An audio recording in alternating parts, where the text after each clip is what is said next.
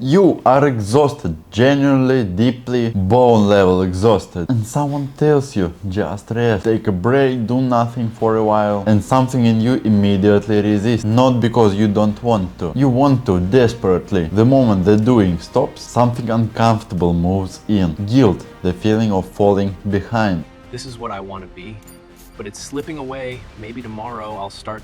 A quiet but present voice saying you should be doing something. You are wasting time. Everyone else is moving and you are standing still. And so you reach for the phone, you start a podcast, you take your notes, you find something, anything, to fill the space that just opened up, because the silence is harder than exhaustion. If that sounds familiar, what you are experiencing isn't laziness, isn't lack of discipline.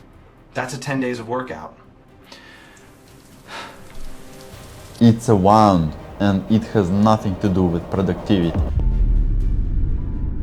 I'm going to tell you something that I don't say easily. I don't know how to rest. Not really. I can sleep. Sleep comes eventually. And there have been times where a drink in the evening finally quieted the noise to feel something like stillness. But genuine rest, being present without doing anything, existing without producing, sitting without achieving, that still doesn't come naturally to me. When I stop, really stop, the first thing that arrives isn't the peace. It's a feeling of time passing without purpose. The feeling of distance opening up between where I am and what I think where I should be.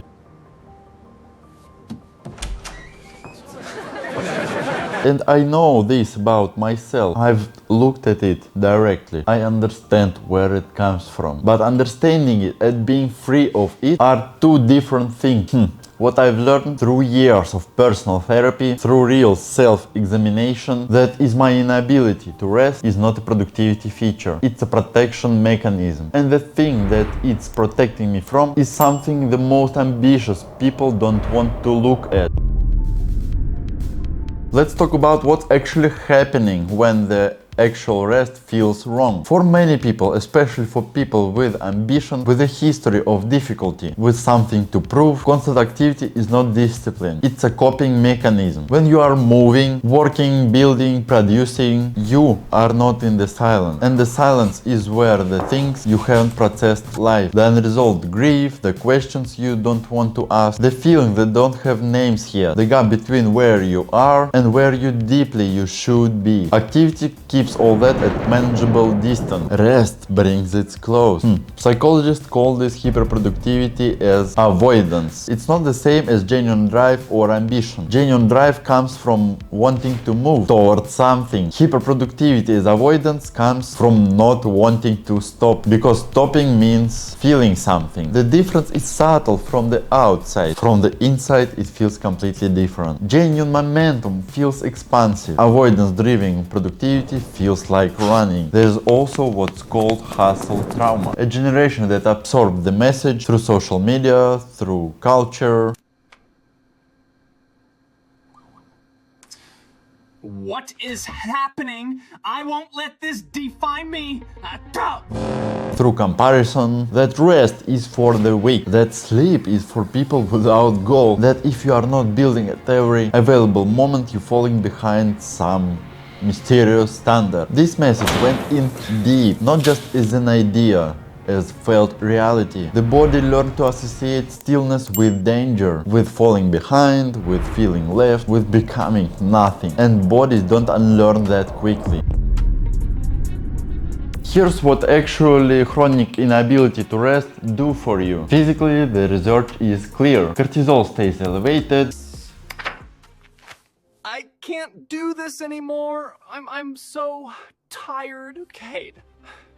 Neurosystem stays in sympathetic activation, fight or flight. Recovery never fully happens. Output quality drops while input effort increases. You work more and produce less. You push harder and move slower. The body starts sending signals you eventually stop hearing. But the psychological cost is more interesting. When you never stop, when you never create space, you also never integrate. Integration is what happens in the gap. The processing of what you've been through. The synthesis of what you've been learning. The emergence of insight that only comes in stillness. The most creative Most important thinking doesn't happen at the desk. It happens in the shower, on a walk, in the half sleep, in the morning, in the spaces you keep feeling. By refusing to rest, you are not just exhausting yourself, you are blocking a part of your mind that needs silence to do its best work. I want to be careful here. I'm not going to tell you that learning to rest is simple. For some people, for people like me, it's some of the hardest work there is. But here's what actually helps. First, understand what restlessness is. Protect. When you feel the pull to feel the silence, get curious about it before you act on it. What's the silence you don't want to feel? What thoughts arrives the moment you stop? What does the stillness touch in you? You don't have to fix it, just name it. I'm free now. The naming alone reduces its power. Second, redefine rest as productive. I know this sounds like a trick, but for a nervous system that associates rest with failure, reframing is a necessary bridge.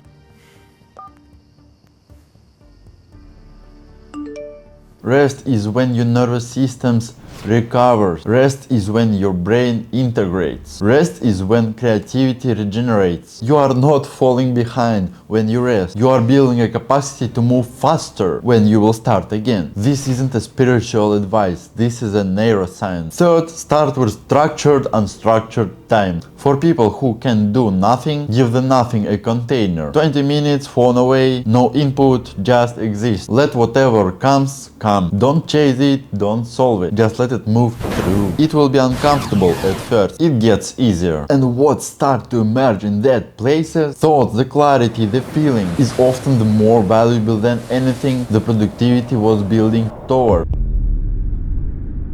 I'm still learning this. There are days when I do it well, days when I sit with the stillness and let it be what it is, completely in stillness, without doing anything.